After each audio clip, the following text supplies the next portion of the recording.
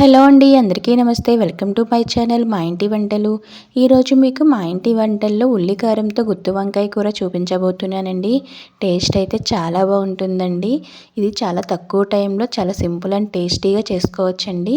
మీకు ఈ వీడియో నచ్చినట్లయితే ప్లీజ్ అండి ఒక లైక్ చేయండి.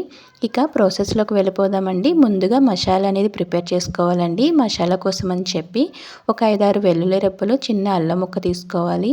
అలాగే ఒక 1/2 టీ స్పూన్ వరకు జీలకర్ర, ఒక టేబుల్ స్పూన్ వరకు ధనియాలు, ఒక 2-3 లవంగాలు, చిన్న దాల్చిన చెక్క ముక్క, ఒక యాలక్కాయ తీసుకోవాలండి. అలాగే ఒక 1/2 టీ స్పూన్ వరకు ఎండు కొబ్బరి, ఒక టేబుల్ స్పూన్ వరకు నువ్వులు అనేవి వేసుకోవాలండి. నువ్వులు అనేది వేసుకుంటే మనకి మసాలా టేస్ట్ అనేది చాలా బాగుంటుంది. ఇప్పుడు ఇందులోనే ఒక 2 ఉల్లిపాయలు అనే వరకు తీసుకున్నానండి. 2 ఉల్లిపాయలు కూడా ముక్కల్లా కట్ చేసుకుని వేసుకోవాలి. ఇప్పుడు ఇందులో రుచికి సరిపడా ఉప్పు అనేది వేసుకోవాలండి.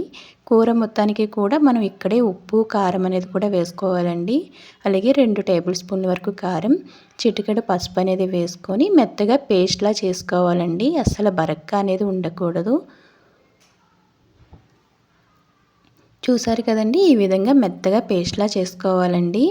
ఈ విధంగా పేస్ట్లా చేసుకుంటే మనకి మసాలా టేస్ట్ అనేది బాగుంటుంది. కూర కూడా గ్రేవీ అనేది చాలా బాగా వస్తుందండి. ఇప్పుడు ఈ మసాలా పేస్ట్ అనేది ఒక ప్లేట్లోకి తీసుకోవాలి. ఇది కూర చాలా సింపుల్గా చేసుకోవచ్చండి. పెద్దగా టైం అనేది పట్టదు. పొద్దున్న పిల్లలకి లంచ్ బాక్స్లో కూడా మనం రెడీ చేసి పెట్టచ్చండి. చాలా త్వరగానే అయిపోతుంది.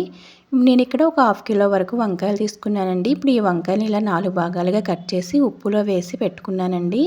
ఇప్పుడు ఈ వంకాయలని మనం గట్టిగా పిండాలండి. ఎందుకంటే నీటిలో వేసినప్పుడు వంకాయ లోపలికి వాటర్ అనేది వెళ్ళిపోతుంది. అలా పిండకుండా మనం మసాలా పెట్టాము అంటే మసాలా అంతా కూడా నీరులాగా అయిపోయి కారిపోతుందండి. అందుకని మసాలా ఇలా పెట్టేటప్పుడు ముందుగానే మనం ఒకసారి వంకాయలు అనేవి గట్టిగా పిండుకోవాలి. ఈ విధంగా అంతా మసాలా కూడా వంకాయల్లో కూర్చుకోవాలండి.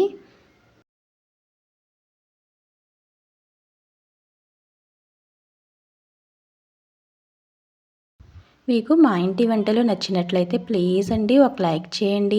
అలాగే మా ఇంటి వంటల కోసం నా ఛానల్ సబ్స్క్రైబ్ చేసుకోండి. చూసారు కదండి, ఇలా మసాలా మొత్తం పెట్టగా కొద్దిగా మసాలా మిగిలింది కదండి. ఈ మసాలా అనేది పక్కన పెట్టుకోవాలి. ఇప్పుడు కడాయి పెట్టుకొని అందులో ఒక 2 టేబుల్ స్పూన్ వరకు నూనె అనేది వేసుకోవాలండి. ఇప్పుడు ఇందులోనే కొద్దిగా కరివేపాకు అనేది వేసుకొని ఈ కరివేపాకు అనేది బాగా వేయించాలండి. ఇలా నూనెలో కరివేపాకు వేయించడం వల్ల కూరకి అనేది మంచి స్మెల్ అనేది వస్తుందండి. ఇప్పుడు ఈ కరివేపాకు బాగా వేగిపోయింది కదండి. ఇప్పుడు ఇందులోనే మనం వంకాయలు అనేవి వేసుకోవాలి. ఈ విధంగా వంకాయలని పెట్టుకోవాలండి. మనకి లాస్ట్లో కొద్దిగా మసాలా ముద్ద అనేది మిగిలింది కదండి. ఆ మసాలా అనేది కూడా ఇప్పుడు పైన మొత్తం వేసేసుకోవాలండి. ఇప్పుడు ఇందులోనే పచ్చిమిర్చి అనేది ఒక 2-3 పచ్చిమిర్చి వరకు వేసుకొని మూత పెట్టి లో ఫ్లేమ్లో మనం ఈ వంకాయలు అనేవి మగ్గించుకోవాలండి. హై ఫ్లేమ్లో పెట్టామంటే మనకి అడుగున అనేది మాడిపోతుందండి. అందుకని లో ఫ్లేమ్లో పెట్టి వంకాయలని మగ్గించుకోవాలి. ఇలా మధ్య మధ్యలో కలుపుతూ ఉండాలండి. మనకి వంకాయలని బాగా మెత్తగా అవ్వాలండి. అప్పటి వరకు కూడా ఈ వంకాయలని మగ్గించుకోవాలి.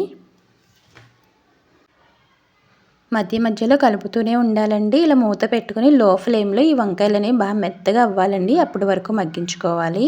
చూసారు కదండి, వంకాయలన్నీ కూడా బాగా మెత్తగా అయిపోయాయి కదండి. ఇప్పుడు ఇందులోనే ఒక గ్లాస్ వరకు నీళ్ళు అనేది వేసుకోవాలండి. నీళ్ళు వేసుకొని మొత్తం కూడా బాగా కలుపుకోవాలి.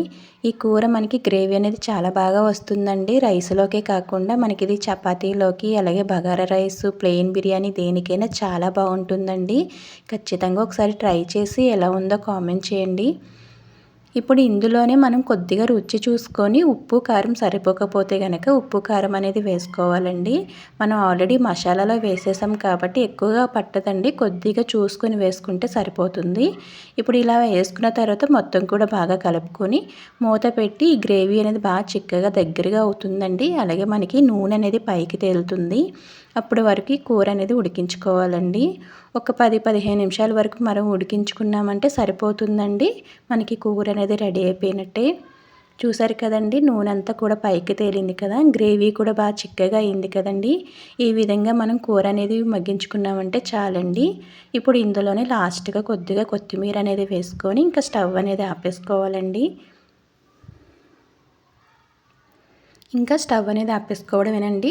అంతేనండి, చాలా టేస్టీగా ఉండే గుత్తి వంకాయ కూర రెడీ అయిపోయిందండి.